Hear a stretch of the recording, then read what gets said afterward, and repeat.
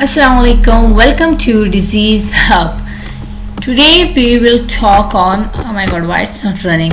Okay, so today we will talk on inflammation. कि inflammation के हम phases पढ़ेंगे और inflammation कैसे होती है और कौन से phase से गुजर के inflammation होती है. ठीक है. So today our topic is inflammation. अच्छा, इन्फ्लेमेशन. ठीक है, इन्फ्लेमेशन आप कॉमनली सुनते होंगे कि इन्फ्लेमेशन क्या चीज़ है. इन्फ्लेमेशन के बारे में आप लोगों ने पढ़ा होगा कि जिस वर्ड का सुफिक्स ITIS होगा तो इसका मतलब है कि वो इन्फ्लेमेशन है. जैसे हम कहते हैं अपेंडिसाइटिस हो गया और इस तरह की बहुत सारी डिजीज हो गई जिसके लास्ट में जो है ना ITIS आता है. ठीक है, जैसे अपेंडिसाइटिस हो गया, वस्कुलाइटिस हो गया और पता नहीं और कितने डिफरेंट डिजीजेज आते हैं. उसमें कंजक्टिवाइटिस हो गया. ठीक है, कंजक्टिवाइटिस हो गया और बहुत सारे जो है जिसके लास्ट में ITIS इफेक्ट्स आता है तो हम कहते हैं ये इन्फ्लेमेशन है. बट ज़रूरी नहीं है, कुछ एक्सेप्शंस भी है इसमें. जैसे एस्थमा हो गया, एस्थमा भी एक इन्फ्लेमेटरी डिजीज़ है लेकिन उसके लास्ट में ITIS नहीं आता. जैसे न्यूमोनिया हो गया, उसके लास्ट में भी ITIS नहीं आता. कुछ एक्सेप्शंस है लेकिन मोस्टली जिस वर्ड के लास्ट में ITIS आता है वो इन्फ्लेमेटरी डिजीज़ ही होती है. ठीक है, आज हम इन्फ्लेमेशन के बारे में पढ़ेंगे. इन्फ्लेमेशन क्या है? इन्फ्लेमेशन जो है ना, अगर किसी को इन्फ्लेमेशन हो जाए तो वो कहता है कि मैं बीमार हो गया हूँ. देखिए, इन्फ्लेमेशन आपका एक रिएक्शन शुरू हो गया. इन्फ्लेमेशन जो है ना आपकी एक इम्यून रिएक्शन है. जिन लोगों में इन्फ्लेमेशन स्टार्ट हो जाती है इससे हमें ये अंदाज़ा लग जाता है कि इस बंदे का इम्यून या इसकी डिफेंस मैकेनिज्म वर्किंग है, इसका डिफेंस मैकेनिज्म काम कर रहा है. तो इन्फ्लेमेशन एक डिफेंस मैकेनिज्म है जो आपको इन्फेक्शन अगर आपकी बॉडी में हो जाए तो उससे जो सबसे पहला जो आपका मैकेनिज्म है, जो सबसे पहले बॉडी में आपकी जो चीज़ एक्टिवेट होती है वो आपके इन्फ्लेमेटरी रिस्पॉन्स एक्टिवेट होता है. ठीक है, आपको कोई इंजरी हो जाए, आपको कोई ट्रॉमा हो जाए, आपको कोई बर्न हो जाए तो आपसे सबसे पहला आपका इन्फ्लेमेटरी रिस्पॉन्स, ये आपका सबसे पहला डिफेंस सिस्टम जो एक इनेट सिस्टम है हम इसको कह सकते हैं, क्योंकि ये एडेप्टिव नहीं है, एडेप्टिव इम्यूनिटी में नहीं आता बल्कि इनेट है जो आप अपने पेरेंट्स से लेके आते हैं, जो आप सीखते नहीं है, जो आपके इनबर्न आप में होता है. ठीक है, तो ये एक डिफेंस मैकेनिज्म है जो आपको इन्फेक्शन से बचाता है. इन्फेक्शन इन्फ्लेमेशन में फ़र्क है. ठीक है, इन्फेक्शन मतलब बैक्टीरिया वगैरह आके आपको इन्फेक्ट करता है. इन्फ्लेमेशन इन्फेक्शन को रोकता है. तो ये उसके अगेंस्ट, ये दोनों ऑपोजिट चीज़ है, नॉट द सेम थिंग. ठीक है, it purpose is to localise and eliminate the injurious agent and to remove damage tissue components so that the body can begin to heal. तो इन्फ्लेमेशन एक defence mechanism जो आपकी body से जो है injurious agents को हटाता है और आपकी बॉडी को दोबारा से हीलिंग प्रोसेस को स्टार्ट कर देता है, आपकी बॉडी को दोबारा से हीलिंग साइड पे लेके जाता है. So this is known as inflammation. ना इन्फ्लेमेशन के दो मेजर टाइप्स है, acute inflammation and chronic inflammation. Acute का नाम से ये कि एक्यूट है, इट्स कुछ दिनों के लिए होगा, इतना सिवियर नहीं होगा, खुद ही चला जाएगा. ठीक है, तो एक्यूट है तो नाम से है कि it's will be up to like few weeks, maybe not weeks, maybe कुछ days में चला जाए, few days, or maybe up to 1-2 weeks. Okay, so it's acute, it's not that much severe. It's acute kind of inflammation. It's go in just a few days and in just 1 week or 2 week. Okay, and chronic inflammation mean chronic, the thing which is more dangerous. Chronic नाम से है कि chronic है, that's become more dangerous.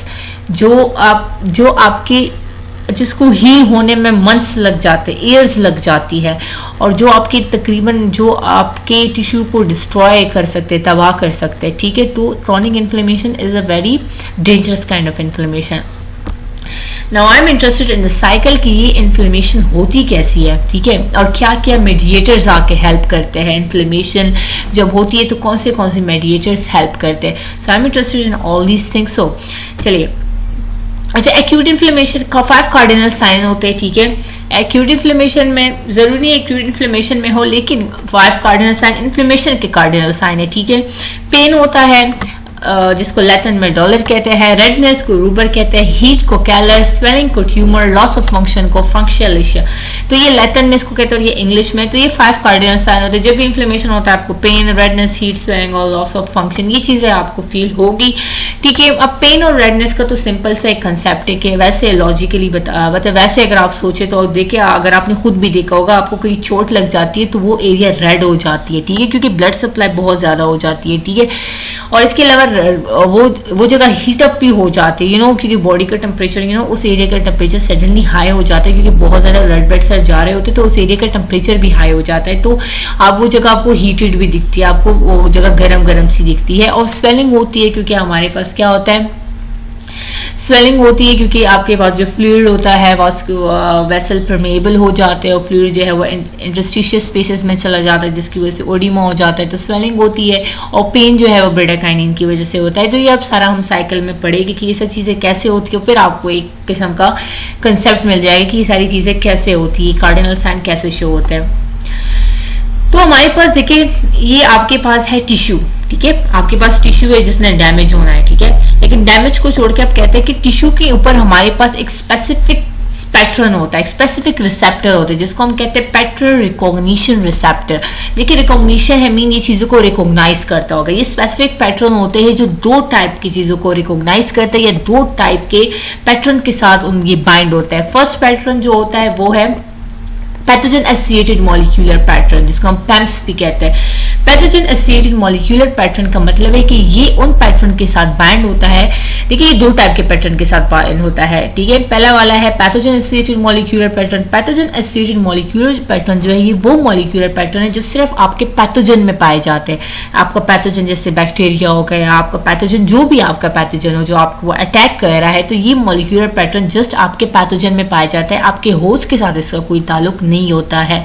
तो आपका जो pattern recognition receptor जो आपके टिश्यू पे पाए जाते हैं वो तो या तो पैथोजन एसोसिएटेड मॉलिक्यूलर पैटर्न के साथ बाइंड हो जाता है, ठीक है, या ये बाइंड होता है damage associated molecular pattern. Damage associated molecular pattern का ताल्लुक आपके होस्ट के साथ है। जब इंजरी हो जाती है और इंजरी के बाद आपके होस्ट के जो सेल है उसमें कौन सा मॉलिक्यूलर पैटर्न आ जाता है, तो इसका ताल्लुक उसके साथ है, इसका ताल्लुक होस्ट के साथ है एंड पैथोजन का ताल्लुक पैथोजन के साथ है। विद नेम आप इसको कर सकते हैं। तो आपके पैटर्न रिकॉग्निशन रिसेप्टर जो है आपके पैम्स या आपके डेम्स के साथ बाइंड हो जाते हैं, ठीक है। वो डिपेंड करता है कि वो कौन सी मॉलिक्यूलर पैटर्न के साथ बाइंड हो रहे हैं, ठीक है।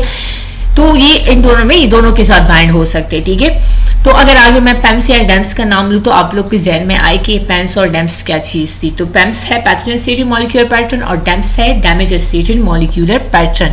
तो अब आगे जाते हैं। अब क्या होता है एक्चुअली, एक सिनेरियो लेते हैं कि ये बैक्टीरिया आ गया, ठीक है। अब बैक्टीरिया ने क्या करना है, आपके टिश्यू पे अटैक करना है, ठीक है। ये हो गया आपका टिश्यू, इसने आपके टिश्यू के सरफेस पे आके क्या कर देना है, अटैक कर देना है। जब अटैक करेगी ऑब्वियसली वहां पे इंजरी काज हो जाएगी, वहां पे जो है एक किस्म का जख्म बन जाएगा, ठीक है। तो बैक्टीरिया आके वहां पे अटैक कर देगी। अब आपके सेल पे पहले से भी आपका जो टिश्यू है वहां पे पहले से सेल्स पाए जाते हैं, कुछ वहां पे सेल्स मौजूद होते हैं जो इम्यूनिटी में हेल्प करते हैं, ठीक है। बाद में जब सिग्नल्स जाते हैं फिर और सेल्स रिलीज होते हैं, लेकिन वहां पे ऑन द स्पॉट भी कुछ सेल्स पाए जाते हैं जो इम्यूनिटी में हेल्प करते हैं। तो वहां पे पाए जाते हैं, जब ये उस पर अटैक करता है तो आपकी वहां पे मौजूद होते हैं मास्ट सेल्स, ठीक है। मास्ट सेल आपको रिलीज करते हैं हिस्टामीन, ठीक है। क्या रिलीज करते हैं, हिस्टामीन। हिस्टामीन जो है वो आपकी वेसोडाइलेशन में हेल्प करता है, ठीक है। इसके अलावा जो है ये स्मूथ यानी कि वेसोडाइलेशन में आपका हिस्टामीन हेल्प करते हैं, ठीक है। वास्कुलर परमेबिलिटी में हेल्प करता है। तो मास्ट सेल क्या रिलीज कर लेता है, हिस्टामीन रिलीज करता है। इसके अलावा मास्ट सेल जो है आई थिंक क्या नाम है इसका यार, चले छोड़े। अच्छा, तो आपका और क्या होता है, मैक्रोफेजेस होते हैं, ठीक है। मैक्रोफेज आपका रिलीज करता है क्या चीज, नाइट्रिक ऑक्साइड रिलीज करता है। ये सारे केमिकल मेडिएटर्स है, ठीक है। इनका काम होता है वेसोडाइलेशन, वास्कुलर परमेबिलिटी करना, और इन सब के यही सारे काम होते हैं, ठीक है। और सिग्नल्स भेजना एक दूसरे को। सो आपका मैक्रोफेजेस क्या कर लेते हैं, नाइट्रिक ऑक्साइड रिलीज कर लेते हैं। आपके ल्यूकोसाइट्स, आपके सरफेस पे भी कुछ ल्यूकोसाइट्स पाए जाते हैं। मेनली ल्यूकोसाइट्स आपके ब्लड में फ्लो करते हैं, ठीक है, व्हाइट ब्लड सेल। अच्छा, ल्यूकोसाइट रिलीज करते हैं क्या, ल्यूकोसाइट ल्यूकोट्राइन B4 को रिलीज करते हैं, ठीक है। इसके अलावा आपका साइक्लोऑक्सीजिनेज 2 एक एंजाइम है जो आपकी रिलीज करता है प्रोस्टाग्लैंडिन्स को, ठीक है। ये बनाता है प्रोस्टाग्लैंडिन्स को। प्रोस्टाग्लैंडिन्स इसका बहुत इंपॉर्टेंट फंक्शन है, बहुत ही इंपॉर्टेंट जो है आपके, एक बहुत ही इंपॉर्टेंट एक्चुअली ये है एक किस्म का फैटी एसिड टाइप का मॉलिक्यूल है, ठीक है। फैटी एसिड कंपाउंड है और इसकी बहुत इंपॉर्टेंट फंक्शन है। ये हार्मोन भी काम करता है। इसको कोई स्पेसिफिक, इसको कोई ग्लैंड रिलीज नहीं करता। ये आपके बॉडी के तकरीबन हर टिश्यू में पाए जाते हैं। प्रोस्टाग्लैंडिन्स की बहुत इंपॉर्टेंट काम है। ये पेन को भी बढ़ाता है, ठीक है। पेन सेंसिटिविटी में भी हेल्प करता है। इसके अलावा आप जब ड्यूरिंग प्रेगनेंसी जो है ये आपकी कंट्रैक्शन में भी हेल्प करता है। डिलीवरी के दौरान जो है उसमें भी प्रोस्टाग्लैंडिन्स हेल्प करती है। इसीलिए ड्यूरिंग डिलीवरी हम जो है आपको प्रोस्टाग्लैंडिन्स वगैरह के ड्रग देते हैं कि आप ये खाएं, क्योंकि कॉन्ट्रैक्शंस वगैरह में हेल्प करता है जो हमारे पास पास ड्यूरिंग डिलीवरी कॉन्ट्रैक्शंस वगैरह होती है उसमें हेल्प करता है, ठीक है। प्रोस्टाग्लैंडिन्स आपकी वैसोडाइलेशन में भी हेल्प करता है, तो बहुत सारे फंक्शन है। तो ये भी केमिकल मेडिएटर जो ड्यूरिंग इन्फ्लेमेशन रिलीज होता है। इसके अलावा आपके पास सेरोटोनिन भी रिलीज होता है और इंटरल्यूकिन 1 और ट्यूमर नेक्रोसिस फैक्टर अल्फा ये भी रिलीज होते हैं। ये डिफरेंट मेडिएटर्स रिलीज होते हैं और ये सारे रेडिएटर्स मिलके आपके वेसल पे काम करते हैं। आपको जो ब्लड वेसल है ये जाके वहां काम करते हैं, ठीक है। आपका जो ब्लड वेसल है जिसमें ब्लड फ्लो कर रहा होता है, क्योंकि उस ब्लड को कोई इन्फॉर्मेशन नहीं होती, उस ब्लड के अंदर आपके व्हाइट ब्लड सेल होते हैं, आपके प्लेटलेट्स होते हैं, प्लाज्मा फ्लूइड होता है और वहां पे आपके इंपॉर्टेंट इम्यून सेल्स आपके इंपॉर्टेंट इम्यून सेल वहां पे पाए जाते हैं। तो अब इसको कुछ ना कुछ तरीके से तो इन्फॉर्म करना होता है। तो ये तो आपके जो है टिश्यू के ऊपर रिसेप्टर्स से जिन्हें खबर मिल गई, ठीक है, कि ऐसा हालात आ गए। अब आपके जो ब्लड वेसल के अंदर जो ल्यूकोसाइट्स है, जो प्लाज्मा फ्लूइड है, उन्हें अभी तक कोई खबर नहीं कि बॉडी में कुछ इस टाइप का अटैक हुआ है। तो इन मेडिएटर्स ने मिलके उन्हें क्या करना है, मिलके उन्हें खबर दे दी है कि कोई अटैक हुआ है आपकी बॉडी पे और आपने यहाँ पे आके इस अटैक के अगेंस्ट क्या करना है, इस अटैक के अगेंस्ट हमने लड़ना है, जो अटैक हुआ है उसके अगेंस्ट हमने लड़ना है। तो क्या होता है, ये सारे जो मेडिएटर्स है इसको याद रखें, ठीक है। मेडिएटर्स ये आगे आ रहे हैं तो ये आपके ब्लड वेसल पे जाके एक्ट करेंगे। तो ये देखिए ये आपका ब्लड वेसल है, मैं एक एरो निकाल लेती हूँ क्या आपको लगे, ठीक है। ये क्या है, ये देखिए ये आपका ब्लड वेसल है, ठीक है, ब्लड वेसल है। और ये क्या है, ये आपके डिफरेंट मेडिएटर्स है, ठीक है। क्या है, आपके डिफरेंट मेडिएटर्स है, जो केमिकल मेडिएटर्स है। ये जाके आपके इस सेल पे फंक्शन शुरू कर देते हैं और इसको क्या बना देते हैं, इसको ये यहाँ पे इंडोथेलियल सेल्स होते हैं। ये देखिए आप इंडोथेलियल सेल्स होते हैं, ये देखिए आप बिल्कुल कॉम्पैक्ट है और जो ब्लड है वो यहाँ पे मूव कर रहा होता है, ठीक है, सेंटर में मूव करता है वेसल के। तो अब हमारा काम क्या है, हमने उसे एक्चुअल इंटरस्टिशियस स्पेस में लेके आना है, ठीक है। लेकिन ये तो इतने कॉम्पैक्ट है कि मुश्किल है कि वो इंटरस्टिशियस स्पेस में आ जाए। तो अब क्या करना है, ये जो मेडिएटर्स होते हैं ये यहाँ पे रिसेप्टर्स होते हैं, उनके साथ अटैच हो जाते हैं और इनको कंट्रैक्ट कर देते हैं। ये क्या हो जाता है, कंट्रैक्ट हो जाते हैं। जब ये कंट्रैक्ट हो जाते हैं तो ये इस तरह हो जाते हैं, ठीक है। इनके दरमियान स्पेसेस बन जाती है, देख ले, इनके दरमियान क्या हो जाती है, इनके दरमियान इस टाइप की स्पेसेस बन जाती है। क्या हो जाती है, स्पेसेस बन जाती है। तो अब आपका जो ल्यूकोसाइट्स है, आपके जो व्हाइट ब्लड सेल है, उनको अब क्या हो जाता है, रास्ता मिल जाता है इंटरस्टिशियस स्पेस में जाने को, उन्हें क्या हो जाता है, रास्ता मिल जाता है, ठीक है। अब क्या होता है, वो डायरेक्टली ही इंटरस्टिशियस स्पेस में नहीं जाता है, यहाँ पे कुछ प्रोसेस होता है उसके थ्रू वो इंटरस्टिशियस स्पेस में जाता है। इस तरह नहीं होता है कि डायरेक्टली यहाँ से फ्लो होके आ जाए। देखिए यहाँ पे जो ल्यूकोसाइट होती है, पहले उनकी माइग्रेशन होती है, उनकी माइग्रेशन होती है इंडोथेलियल सेल के साथ, वो एडहेयर हो जाती है। माइग्रेशन ऑफ कैसे, माइग्रेशन ऑफ ल्यूकोसाइट, और ये आप कह सकते हैं कि एडहेरेंस ऑफ ल्यूकोसाइट और एंडोथेलियल सेल्स, ठीक है। तो फर्स्ट स्टेप ये होता है, उन्होंने एडहेयर होना होता है, ठीक है, यहाँ पे उन्होंने चिपकना होता है, उसके बाद ही वो निकलेंगे कहीं जाके। तो क्या होता है, अच्छा यहाँ पे आपके जो ब्लड वेसल, इसके साथ यहाँ पे स्मूथ मसल्स भी पाए जाते हैं, ठीक है। स्मूथ मसल्स भी यहाँ पे पाए जाते हैं, जैसे ये है आपका स्मूथ मसल होता है, ठीक है। मैं यहाँ पे पेन ओपन कर लेती हूँ। अच्छा ये तो रेड कलर का, इसका कलर चेंज कर लेती हूँ ताकि आप लोगों को दिखे। अच्छा आपका क्या होता है, स्मूथ मसल, जैसे ये आपका स्मूथ मसल है, ठीक है।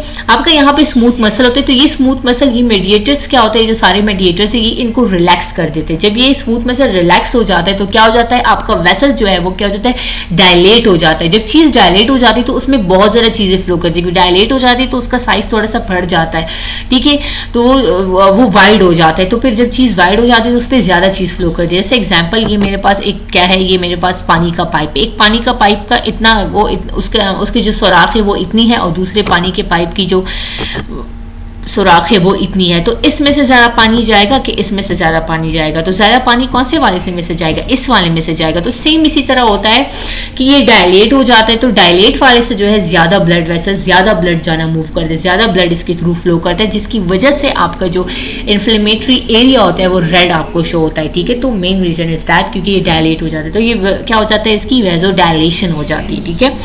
अब यहाँ पे आपके होते हैं, ये फॉर एग्जाम्पल आपका ल्यूकोसाइट है, यहाँ पे आपके मोनोसाइट्स है और डिफरेंट इम्यून सेल्स है, ठीक है। अब क्या होता है कि मेडिएटर से आके ऐड कर दिया, अब ये तो सेंटर में जा रहे हैं, मुझे क्या, हमने क्या करना है भाई, इसको पेरिफेरी में लेके आना है, यहाँ पे इसको एडहेयर करना है ताकि ये फिर निकल जाए। तो क्या होता है कि जब ये मेडिएटर इस पे एक्ट कर देते हैं, यहाँ पे एक्ट करते हैं, ठीक है, यहाँ पे एक्ट करते हैं ना, ये सारे मेडिएटर्स यहाँ पे एक्ट करते हैं, तो इसकी वजह से कंट्रैक्ट हो जाते हैं और स्पेसेस बन जाती है। इसके यहाँ पे एक स्पेशल टाइप के सेलेक्टेंस आ जाते हैं जिसको हम कहते हैं पी सेलेक्टेंस। इस शेप के होते हैं जिसको हम क्या कहते हैं, पी सेलेक्टेंस कहते हैं, ठीक है। ये देखिए आप, इस शेप के होते हैं, इसको हम क्या कहते हैं, पी सेलेक्टेंट कहते हैं, ठीक है।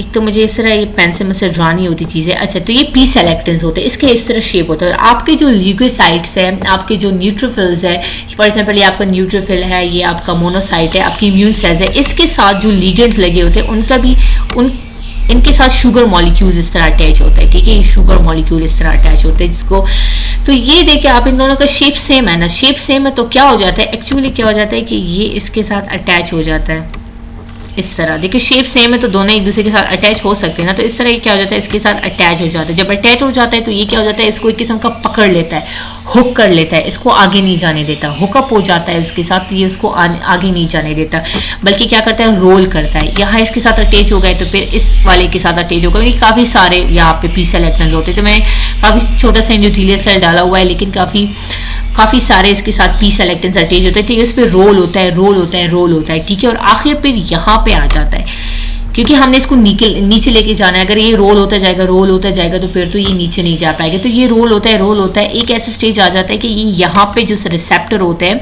यहाँ पे भी स्पेशल टाइप ऑफ रिसेप्टर होते हैं, ये उनके साथ फिर अटैच हो जाता है। जब उनके साथ अटैच हो जाता है तो वो इसको क्या कर देते हैं, वो इसको डाउन लेके चले जाते हैं, और ये इंटरस्टिशियल फ्लूइड में क्या हो जाता है, इंटरस्टिशियल स्पेस में ये क्या हो जाता है, चला जाता है। वो उस यहाँ पे जो रिसेप्टर्स है उसका नाम है ICAM1 एंड VCAM1, ठीक है। आगे पढ़ेगा इसके बारे में। तो इस तरह आपका जो अंदर आपकी ल्यूकोसाइट्स है, आपके जो आपके यहाँ पे आपका प्लाज्मा फ्लूइड भी होता है, और आपके मोनोसाइट्स जो होते हैं, ये सारे क्या हो जाते हैं, इसी तरह से रिलीज हो जाते हैं इंटरस्टिशियल फ्लूइड में, ठीक है। एक तो ये वर्ड मेरे मुंह से सही प्रोनाउंस नहीं होता है, इसको प्रोनाउंस करने में मुझे बड़ी मेहनत लगती है। तो ये तो हो गया। अब आगे जाते हैं प्लाज्मा फ्लूइड में। अब प्लाज्मा फ्लूइड का काम क्या है, प्लाज्मा फ्लूइड में थोड़ा आपको एक्सप्लेन करके बता रही हूँ, क्योंकि प्लाज्मा फ्लूइड बहुत इंपॉर्टेंट रोल अदा करता है। और प्लाज्मा फ्लूइड के जो सिस्टम है वो बहुत इंपॉर्टेंट रोल अदा करते हैं, और उनसे बहुत इंपॉर्टेंट जो है मीडिएटर्स रिलीज होते हैं, जो बहुत इंपॉर्टेंट रोल अदा करते हैं आगे जाके, ठीक है। तो उन मीडिएटर्स का पढ़ते हैं। तो चलिए पढ़ते हैं प्लाज्मा फ्लूइड। इस यानी ये जो आपका सिस्टम है, आ गया मेरा पेन, अच्छा, तो ये जो आपका सिस्टम है यहाँ पे आपका, इसमें आपका प्लाज्मा फ्लूइड भी फ्लो कर रहा होता है, ठीक है। अब प्लाज्मा फ्लूइड में जो है 4 सिस्टम होते हैं, complement system, kinin system, fibrinolysis system और कोगुलेशन सिस्टम। हर सिस्टम का बहुत स्पेसिफिक रोल है इम्यूनिटी में, बहुत स्पेसिफिक रोल है इन्फ्लेमेशन है, तो हर सिस्टम को समझे। कॉम्प्लीमेंट सिस्टम क्या करता है, कॉम्प्लीमेंट सिस्टम ऑप्सोनाइजेशन करता है। ऑप्सोनाइजेशन क्या होता है, सिंपल समझा दी। बहुत सारे लोग जा रहे हैं, सारे लोगों ने ब्लैक कपड़े पहने हैं, और आपने किसी को टास्क दिया कि भाई आपने इस बंदे को मारना है, लेकिन सबके ब्लैक है और आपको समझ नहीं आ रहा कि सबने ब्लैक पहने, तो मैं कैसे इसको मारूं, मेरे पास तो टारगेट के ऊपर कोई मार्क भी नहीं है, मुझे कोई ऐसा निशान नहीं दिए गए। तो ऑप्सोनाइजेशन क्या करता है, वो एक किस्म का मार्क लगा देता है, यानी आप उसे कह दो कि भाई वो लड़का है, उसने ब्लैक कलर का कोट, उसने व्हाइट कलर का कोट पहना होगा, ठीक है। तो आपने उसको एक किस्म का मार्क दे दिया है कि वो जो ब्लैक कोट्स में एक जिसने व्हाइट कोट पहना है, मुझे उसे मारना है, ठीक है। तो आपको एक किस्म का मार्क मिल गया, यानी कि आपने उसके साथ उसको मार्क देनी। अब वो कंफ्यूज नहीं होगा कि मुझे मारना किसको है। तो ऑप्सोनाइजेशन भी सेम इसी तरह प्रोसेस होता है। आप क्या होता है, बैक्टीरिया को मार्क कर देते हैं कि भाई ये बैक्टीरिया है और इस बैक्टीरिया की आपने फेगोसाइटोसिस करनी है, क्योंकि बॉडी में आपकी पॉजिटिव बैक्टीरियाज भी होते हैं, तो इसलिए उन नेगेटिव बैक्टीरिया को मार्क करना जरूरी होता है। तो ऑप्सोनाइजेशन से वो नेगेटिव बैक्टीरिया मार्क हो जाते हैं, तो फिर आप कहीं जाके कोई गलत चीज को हिट नहीं करेंगे, ठीक है। तो मार्क करने के लिए ऑप्सोनाइजेशन का प्रोसेस होता है। स्पेसिफिक एंटीबॉडीज जो है वो इस बैक्टीरिया पे छोड़ देता है, वो मार्क हो जाता है। तो उसके बाद जो है फिर आपके मैक्रोफेजेस जाके उसको अटैक करते हैं और फेगोसाइटोसिस का प्रोसेस स्टार्ट करते हैं। तो कॉम्प्लीमेंट सिस्टम ऑप्सोनाइजेशन कर रहा है। कीमोटैक्सिस का क्या मतलब होता है, देखिए अगर फॉर एग्जांपल यहाँ पे जो केमिकल्स थे, यहाँ पे जो ल्यूकोसाइट्स वगैरह थे वो रिलीज हो गए, ठीक है। जब वो रिलीज हो गए हैं, यहाँ पे आ गए हैं, तो अब उन्होंने एक डायरेक्शन में जाना। अब उन्होंने नहीं पता कि बैक्टीरिया कौन से डायरेक्शन में, तो कीमोटैक्सिस क्या करता है, वो उसे डायरेक्शन देता है। देखिए कीमोटैक्सिस का क्या मतलब होता है, केमिकल स्टिमुलस होता है जो चीजों को अट्रैक्ट करता है, इसको कीमो अट्रैक्टेंट भी कहते हैं, ऐसे केमिकल जो अट्रैक्ट करते हैं। तो ये कीमोटैक्सिस होता है, ये मैक्रोफेजेस को अट्रैक्ट करता है कि भाई आपका बैक्टीरिया इस साइड पे, और इसको एक डायरेक्शन देता है कि आपने इस डायरेक्शन में मूव करना है, ठीक है। इसके अलावा एग्लूटिनेशन करता है। एग्लूटिनेशन क्या होता है, देखिए एग्लूटिनेशन मैं समझाती हूँ। जैसे अभी क्लास है, अब मैंने उन्हें अनाउंस करना है कि जैसे कल आप लोग सब ने जो है ना रेड शर्ट, मेरे 100 स्टूडेंट है और मैंने 100 स्टूडेंट को कहना है कि कल आप लोगों ने रेड शर्ट में आना है, तो मैं हर स्टूडेंट को मैसेज करूंगी कि रेड शर्ट में आओ, तो ये मेरे लिए बहुत मुश्किल हो जाएगा। तो मैं क्या कर लूंगी, ग्रुप बना दूंगी, उसमें सब स्टूडेंट्स को ऐड कर दूंगी और एक मैसेज लिख दूंगी कि कल सबने आप सब ने रेड शर्ट में आना है, तो मेरा सारा काम क्या हो जाएगा, मिनटों में खत्म हो जाएगा, ठीक है, क्योंकि मैंने इतना बड़ा काम छोटे से उसमें कर दिया। हर एक को मैसेज करने के बजाय मैंने उनके ग्रुप में ऐड करके उन्हें सबको मैसेज कर दिया। तो एग्लूटिनेशन भी क्या करता है, ये सारे बैक्टीरिया को, एक एक बैक्टीरिया को मारने के बजाय ये सारे बैक्टीरिया को अटैच करके उन्हें एक शूट में मार देता है, एक गोली में उड़ा देता है। और होता है मैक। मैक क्या होता है, ये होता है मेम्ब्रेन, मेम्ब्रेन अटैक कॉम्प्लेक्स, ठीक है, मेम्ब्रेन अटैक कॉम्प्लेक्स, ये बड़ी इंपॉर्टेंट चीज है। ये कॉम्प्लीमेंट सिस्टम जो है ना, एक कैस्केड में काम करता है, एक बड़े प्रोसेस से गुजर के काम करता है। तो मेम्ब्रेन अटैक कॉम्प्लेक्स क्या होता है, ये एक्टिवेट करता है C5-6 को, C6, C7, C8 और यूनिट ऑफ C9, ये डिफरेंट कॉम्प्लीमेंट सिस्टम की यूनिट्स है, ये उनको एक्टिवेट कर देता है। और उनको एक्टिवेट करने के बाद ये जो है इसको बैक्टीरियल सेल वॉल में इंटर कर देता है। और ये क्या कर देता है, बैक्टीरियल सेल वॉल में इंटर होने के बाद उसकी लाइसिस कर देता है और बैक्टीरियल डेथ की इंश्योरिंग करता है। तो ये किस्म का मेम्ब्रेन अटैक कॉम्प्लेक्स, एक कॉम्प्लेक्स किस्म का अटैक है बैक्टीरिया के ऊपर, जिसको इसलिए आप कहते हैं मेम्ब्रेन अटैक कॉम्प्लेक्स, क्योंकि डिफरेंट कॉम्प्लेक्सेस मिलके आपके क्या करते हैं, आपके बैक्टीरियल सेल वॉल पे अटैक करते हैं। फिर काइनेन सिस्टम। काइनेन सिस्टम जो आपके इन्फ्लेमेशन में जो बहुत इंपॉर्टेंट मेडिएटर को रिलीज करता है वो है ब्रेडाकाइनिन। ब्रेडाकाइनिन बहुत ही इंपॉर्टेंट मेडिएटर है। ये मेडिएटर स्पेशली आपके पेन में, आपको जो इन्फ्लेमेशन में पेन फील होता है, इसका मेन रीजन ब्रेडाकाइनिन है, ठीक है। ब्रेडाकाइनिन जो है ये पेन की सेंसिटिविटी को बहुत हाई कर देता है, ठीक है। तो मेन आपका जो पेन आपको जो रिसीव होता है वो ब्रेडाकाइनिन की वजह से होता है। इसके अलावा ये वैसोडायलेशन में भी हेल्प करता है, ठीक है, वास्कुलर परमेबिलिटी में भी हेल्प करता है। फिब्रिनोलाइसिस सिस्टम और कोगुलेशन सिस्टम, ये दोनों एक दूसरे के ऑपोजिट सिस्टम है। कोगुलेशन सिस्टम आपको पता है कि चीज क्या करता है, कोगुलेट करता है, ब्लड को कोगुलेट करता है, किस्म का प्रोटीन मैशवर्क बना देता है, ठीक है। तो ये कोगुलेशन करता है। और फिब्रिनोलाइसिस उसके ऑपोजिट काम करता है, ठीक है। ये उस जो कोगुलेशन में जो आपका जो कोगुलेशन जो कोगुलेशन में कोगुलेशन क्लॉट बने होते हैं, ये उस क्लॉट को तोड़ता है। तो ये दोनों एक दूसरे के क्या करते हैं, ये दोनों एक दूसरे के ऑपोजिट काम करते हैं। फिब्रिनोलाइसिस सिस्टम जो है वो इन्फ्लेमेशन में एक बहुत ही प्राइमरी किस्म का मेडिएटर रिलीज करता है, जिसका नाम होता है प्लाज्मिन। प्लाज्मिन जो होता है वो फिब्रिन को, जो कोगुलेशन के दरमियान फिब्रिनोजन से बनता है, उसको ब्रेक डाउन करता है, ठीक है। तो ये दोनों एक दूसरे के ऑपोजिट इसलिए काम करने होते हैं क्योंकि चीज को बैलेंस रखना होता है, ठीक है। कोगुलेशन हो रही है लेकिन इतनी ज्यादा भी ना हो जाए, तो उसको बैलेंस करने के लिए फिब्रिनोलाइसिस सिस्टम है, ताकि वो उसको लाइसिस उसकी ब्रेक डाउन करे। जो फिब्रिन मतलब देखो नाम से ये फिब्रिनोलाइसिस, ये फिब्रिन की ब्रेक डाउन करता है, ठीक है, प्लाज्मिन के थ्रू।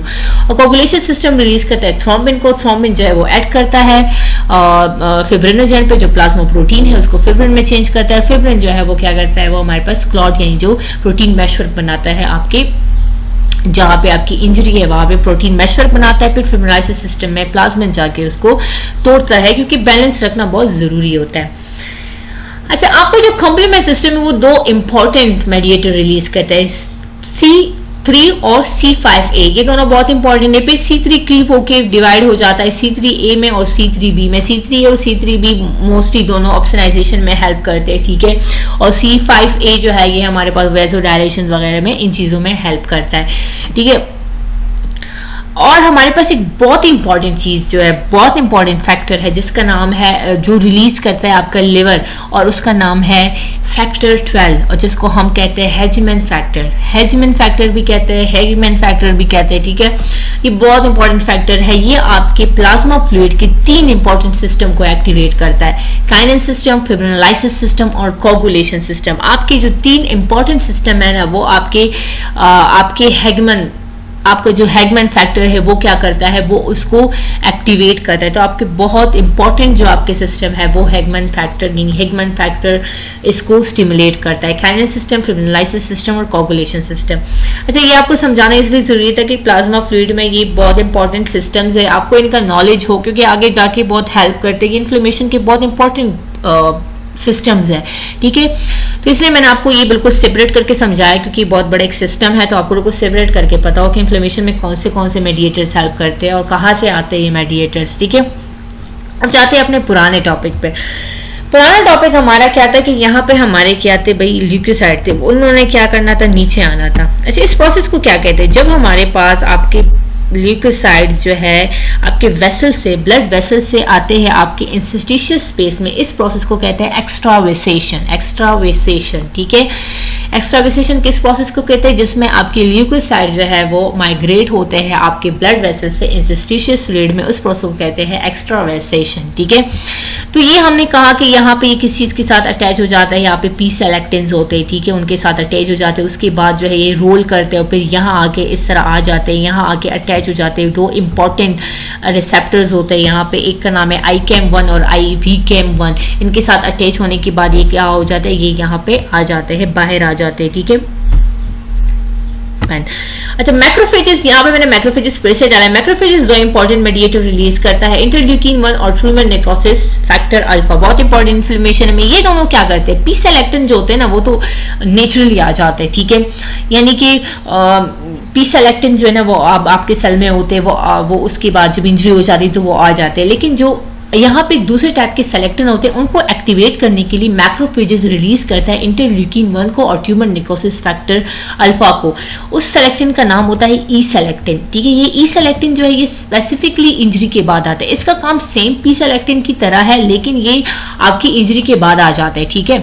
इसको एक्टिवेट करना होता है, इसको कुछ मेडिएटर बेच के एक्टिवेट करना होता है, स्पेशल मेडिएटर्स बेच के एक्टिवेट करना होता है। बाकी इनका काम भी हुकअप करना होता है, ठीक है। क्योंकि आपका ल्यूकोसाइड गए है, इसका मतलब ये नहीं कि आपकी ल्यूकोसाइड की फ्लो बंद हो गई है, पीछे से और ल्यूकोसाइड आ रहे तो उनका काम क्या, इनका काम भी है उसको क्या करना, अटैच करना। इसको क्या कहते हैं, ई सेलेक्टिन्स कहते हैं, ठीक है।